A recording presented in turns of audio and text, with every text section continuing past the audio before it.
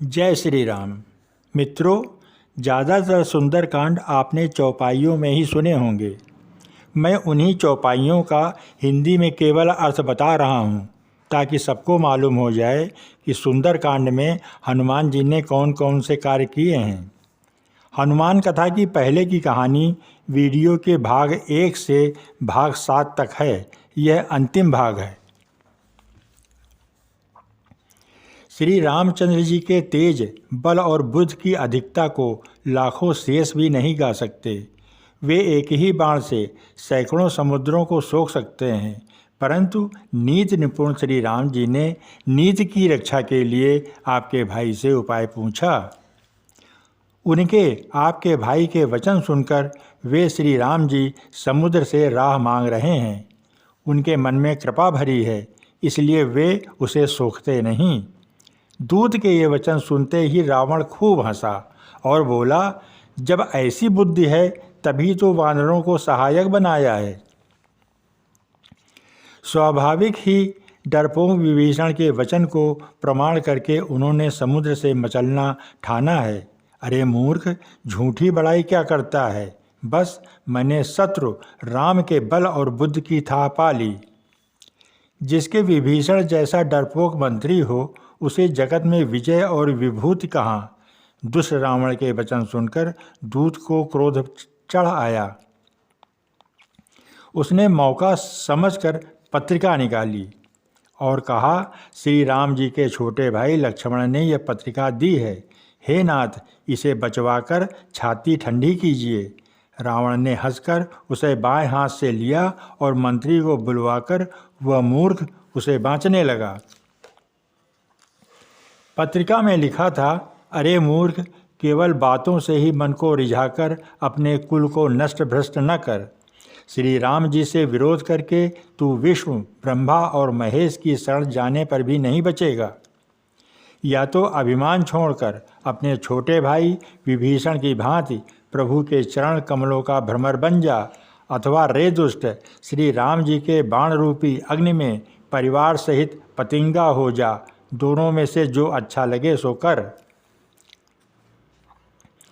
पत्रिका सुनते ही रावण मन में भयभीत हो गया, परंतु मुख से ऊपर से मुस्कुराता हुआ और वह सबको सुनाकर कहने लगा, जैसे कोई पृथ्वी पर पड़ा हुआ हाथ से आकाश को पकड़ने की चेष्टा करता हो, वैसा ही यह छोटा तपस्वी लक्ष्मण वाग विलास करता है, डींगे हाँकता है।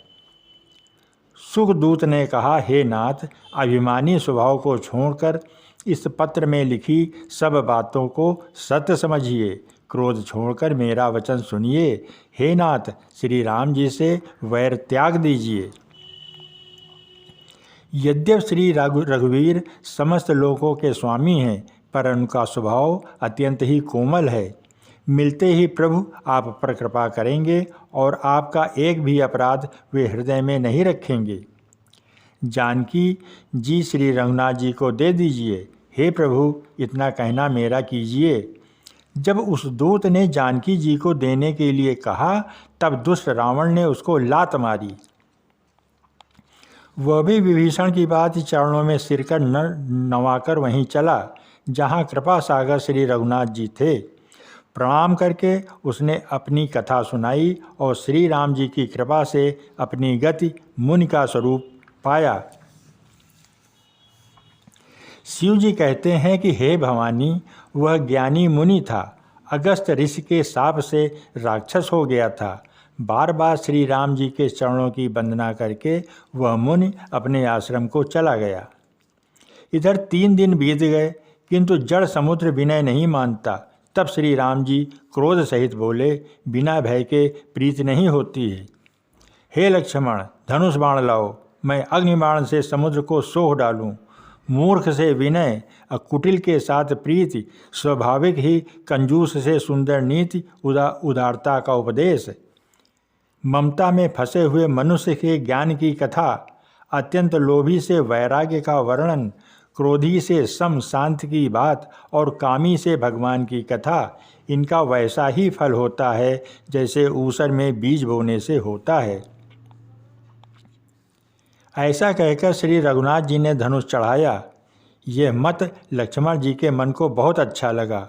प्रभु ने भयानक अग्नि बाण संधान किया, जिससे समुद्र के हृदय के अंदर की अग्नि की ज्वाला उठी। मगर, सांप तथा मछलियों के समूह व्याकुल हो गए। जब समुद्र ने जीवों को जलते हुए जाना, तब सोने के थाल में अनेक मणियों रत्नों को भरकर अभिमान छोड़कर वह ब्राह्मण के रूप में आया।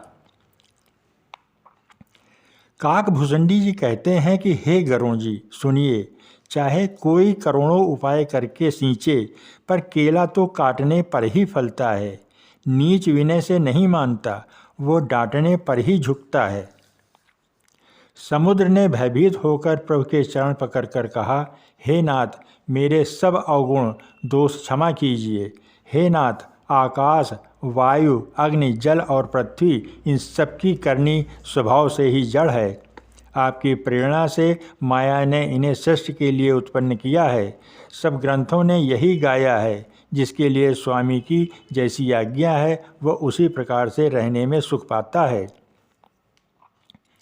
प्रभु ने अच्छा किया जो मुझे शिक्षा दंड दी, किंतु मर्यादा जीवों का स्वभाव भी आपकी ही बनाई हुई है। ढोल, गंवार, शूद्र, पशु और स्त्री, ये सब शिक्षा के अधिकारी हैं। प्रभु के प्रताप से मैं सूख जाऊंगा और सेना पार उतर जाएगी। इससे मेरी बड़ाई नहीं है, मेरी मर्यादा नहीं रहेगी।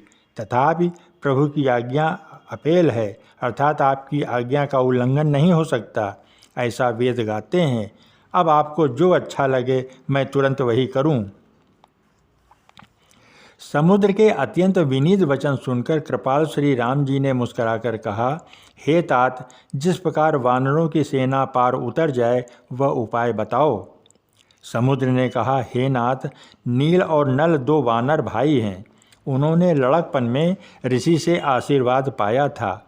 उनके स्पर्श कर लेने से ही भारी भारी पहाड़ भी आपके प्रताप से समुद्र पर तैर जाएंगे। मैं भी प्रभु की प्रभुता को हृदय में धारण कर अपने बल के अनुसार जहाँ तक मुझसे बन पड़ेगा सहायता करूँगा।